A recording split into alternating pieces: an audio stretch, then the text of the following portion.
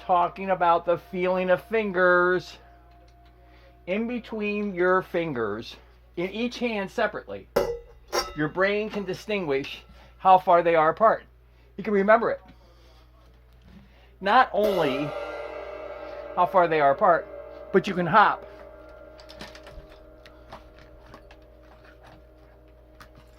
Like a rabbit. Over the keys.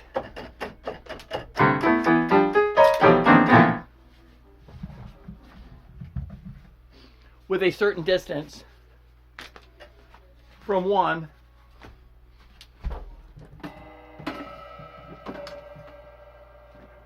to possibly 8.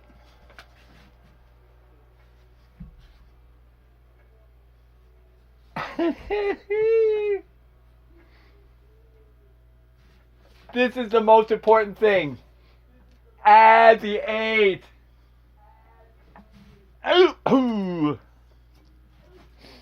This 8 is so cool. This helps everything. It duplicates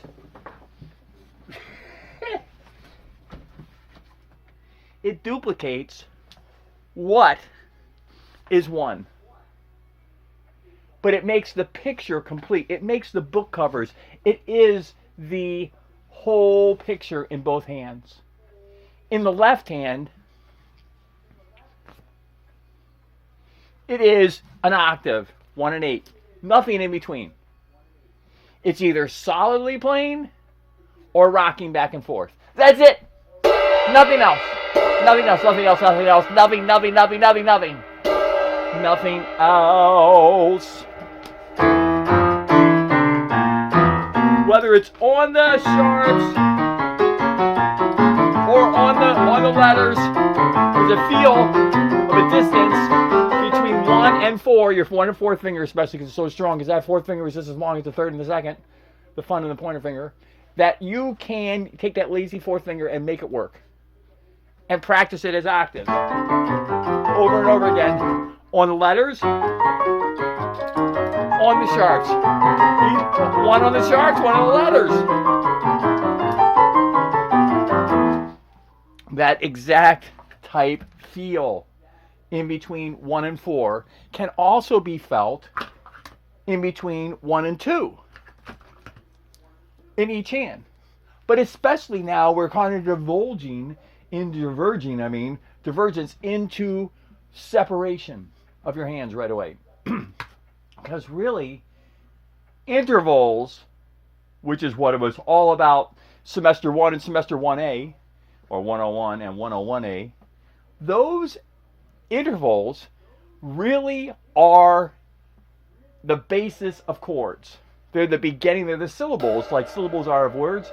They are the syllables of chords. They are the parts that when you put together, it's like syllables when you put them together to make words. Intervals when you put them together make chords. More than 2 notes. An interval is 2 notes. A chord is 3 notes, or 4 notes, or 5 notes. It's chord from now on, my friends. Chord, the word. So it's 1 note, a letter. Hey, I'm a letter.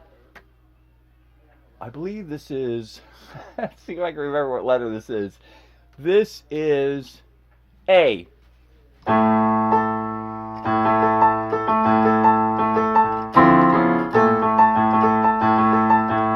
Alright, A is a letter. But if I put 1 as A, and then I take an 8, the next A on top of it or below it, whether I'm going vortex negative or positive to the right, I get an octave. In both hands, it's important to feel what it's like to feel an octave. But then I take it to the next step, and that is that second finger is also, because I'm playing that 1 and that 4 in this sliding off to the side way, I'm angling my hand like a duck going into the keys with that thumb always on the keys, actually riding in between the sharps and the letters, riding right in the middle there, always ready to hop up on a sharp or go down on a letter whether it's my left or right hand, I just happen to be showing my left hand now. My left hand is an octaver. It is playing octaves, octaves, octaves, octaves, octaves, octaves, octaves, octaves all the time. And then time, no pun intended, but it is a pun intended, time is also very important in the left hand because it has to play those letters, those certain letters, those beginnings of each chord, those beginnings of the basses and the beginnings of the songs and everything in the bass part exactly in time on the exact moment that it's supposed to happen. So not only is it playing equally as it's supposed to play and rhythmically or whatever equally without rushing or slowing down just like a drummer would, but it also is supposed to play at a certain time. It might not only be on the downbeat, it might be on the upbeat, it might have a quarter downbeat, it might have a 16th quarter down. Anyway, this 1 and 8 are big in the left hand. Huge in the left hand. The bass left hand. 1 and 4, 1 and 4, 1 and 4. With that little 5 finger just sticking out there ready to reach anytime you want to use it. So I can play solidly, bling, ding, ding, ding, ding, or I can rock them. Going, ding, going, ding, going, ding, going, ding. Watch.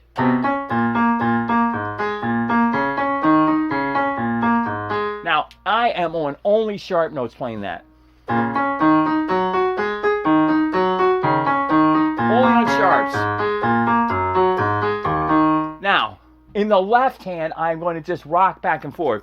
Lower, upper, lower, upper, lower, upper, lower, upper. But I'm not necessarily going in any order. Sometimes I'm going to go in a row, sharp, sharp, sharp, sharp, sharp. And when I do that, I have to learn to hop that one distance that I'm actually flying through the air of 2 letter notes. B, C, B, C, and E, F, E, F. You know, B, C, B, C, E, F, E, F, B, C, B, C, E, F, E, F, B, C, B, C, E, F, E, F. We're talking about the coolness about the keyboard. It's not all symmetrical chromatically.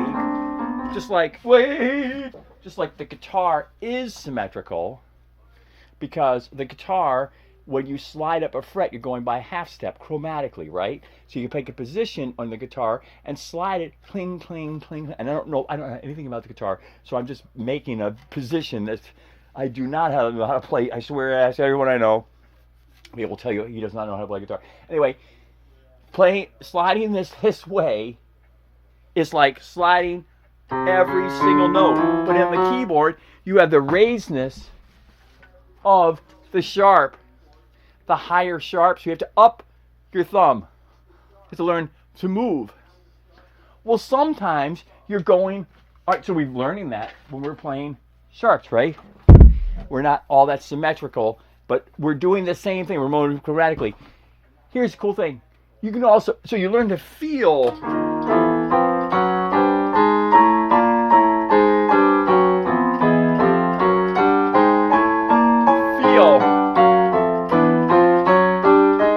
fists. 1 and 2, 1 and 2, 1 and 3, 1 and 3, 1 and 4, 1 and 4. Distancing between your thumb.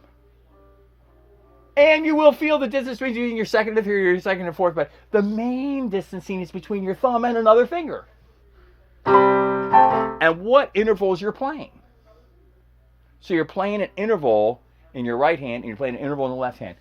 Most of the intervals in the left hand are going to be an octave only. 1 and 8, 1 and 8, 1 and 8, 1 and 8, that's it.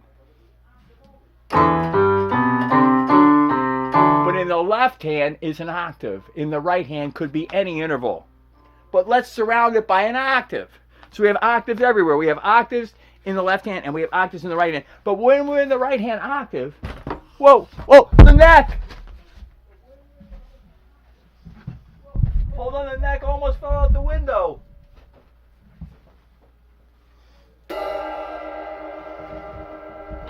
Hold on. Wait, I got it. Okay. The neck, which shows the great chromaticisms of just being able to slide something. But this ow! Just hit myself in the cymbal head directly. I have to remember that. Okay. Between this 1 and 8, 1 and 8, 1 and 8 in both hands.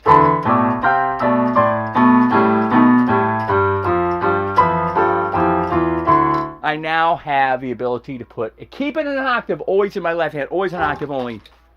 I have the ability in my right hand to put something in between these two at the same time, or broken. I can put an M3. I could put a 2. I could put a 3. I could put a 5. Power chord, power chord, power chord, power chord, power chord, power chord, power chord. Yes, that is a power chord. 1, 5, 8. Ding, ding, ding, ding, ding, ding, ding. Yes. Turns out that a 1, 3, forget the erd. 1, 3, 8 is a major chord. Ding, ding, ding, ding, ding. Turns like on M3, forget the erd. Is a minor chord. Yes. 1, 2, 8 is a 2 chord. Yes. 1, 7, 8 is a 7 chord. Yes. 1 major 7 is a major 8 is a major 7 chord. 1, 6, 8 is a 6 chord. Anything over 2 notes, including into the 3 notes, is a chord. But this is in the right hand now. We've jumped hands. We're talking guitar stuff. We're talking 6s, major 7s. We're talking all kinds of notes in between 1 and 8. These things are colors of chords that are available, building off of 1. A 3, a 2, a 2, a 6, a 7, a major 7.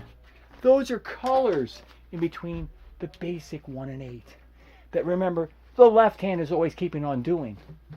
But the right hand is going to start using and learning these pictures.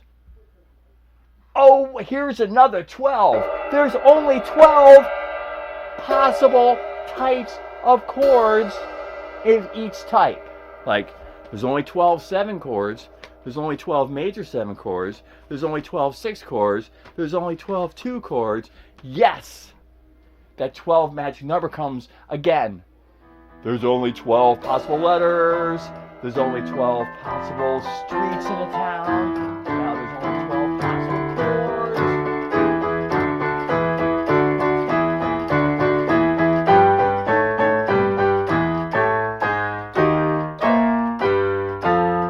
One, 3, 8, 1, 3, 8, 1, 3, 1, 3, 8, 1, 3, 8, 1, 3, 8 in the right guitar hand. But in the left hand, what's it doing? Just an E and an E and an E and an E and an E and an E.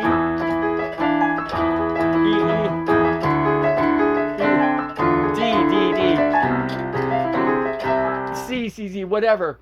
The left hand is doing something completely different because it's set in its rules. It's always down there as a bass player. It's never going to need to learn the guitar parts. Let's separate it in the very beginning of keyboard playing. Your left hand's going to be playing bass and your right hand's going to be playing guitar. 2 different kinds of ways of thinking and playing. Remember, your left hand is going to have to be on time and playing in time, in physical time. While the right hand's going to be free to actually go off of time or play slower or faster, whatever, against that rhythm of the left hand. And it's going to be able to play a lot more than 2 notes at just an interval. It's going to be able to play chords because it's going to be playing notes in between